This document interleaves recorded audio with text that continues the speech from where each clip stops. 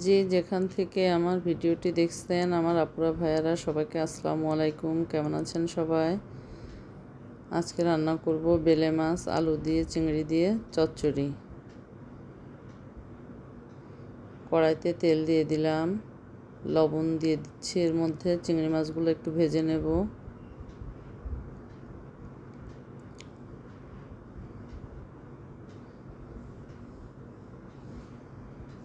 চিংড়ি মাছটা একটু ভেজে এর মধ্যে হলুদ দিয়ে দেব। এবার আলুগুলো দিয়ে দেব। আলু দিয়ে একটু ভাজা ভাজা করে নেব আলুটা।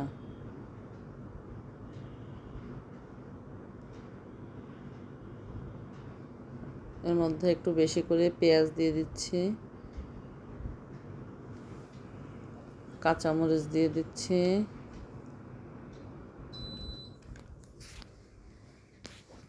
দিয়ে একটু নেড়ে নেব। আদা বাটা, রসুন বাটা দিয়ে দিলাম, জিরা ধনিয়ার গুঁড়ো দিয়ে দিচ্ছি, দিয়ে ভালো করে মশলা মিশিয়ে নেব আলুর সঙ্গে।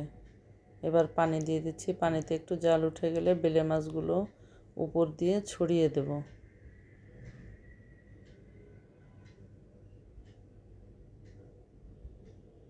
আমার ভিডিওটি যদি আপনাদের ভালো লেগে থাকে প্লিজ সাবস্ক্রাইব করে দেবেন, লাইক কমেন্ট শেয়ার করে দেবেন। বেলে মাছ চচ্চড়ি হয়ে গেল। এবার ঢেঁড়স ভাজি করব। কড়াইতে তেল দিয়ে দিচ্ছে, পেঁয়াজ কাঁচামরিচ দিয়ে দেবো, লবণ দিয়ে দেবো, হলুদ দিয়ে দেবো, দিয়ে একটু পেঁয়াজটা নাড়াচাড়া করে এর মধ্যে ঢেঁড়স ঢেলে দেবো।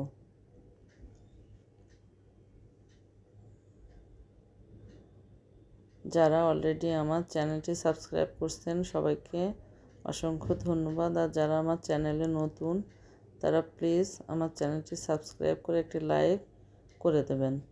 আমি ঢেঁড়স সবসময় দুইটা কড়াইতে ভাজি। প্রথমটাতে একটু লেগে যায়, পরে আর একটা তেলতেলা কড়াইতে ঢেঁড়সটা ঢেলে দিয়ে একটু ভাজি করে নিই। ঢেঁড়স আমরা কাঁচা কাঁচা টাইপেরই ভাজি করি। আপনাদের যদি ভালো লাগে এভাবে আপনারাও ট্রাই করে দেখতে পারেন। হয়ে গেল ঢেঁড়স ভাজি। এখন স্প্যাগেটি রান্না করব।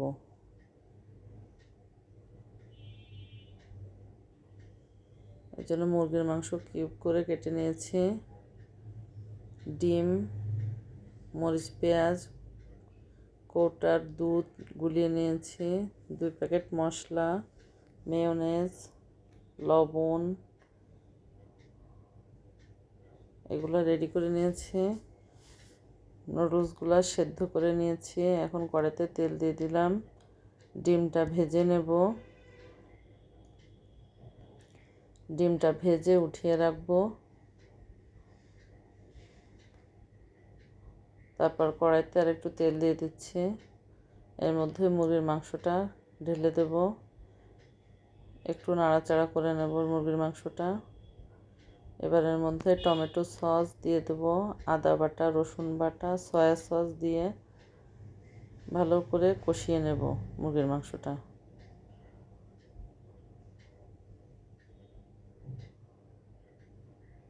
ভালো করে কষানো হয়ে গেছে। এবার মশলাগুলো ঢেলে দিচ্ছে।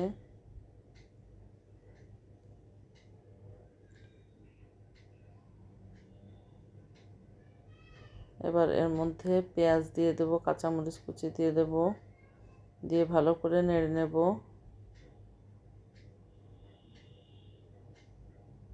এবার যে দুধটা গুলিয়ে রাখছিলাম সেটা ঢেলে দিলাম।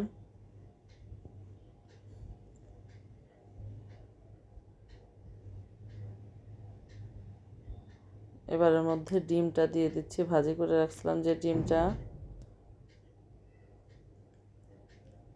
একটু মেয়োনেজ দিয়ে দিলাম। এখন স্প্যাগেটি দিয়ে ভালো করে নেড়েচেড়ে নামিয়ে নেব।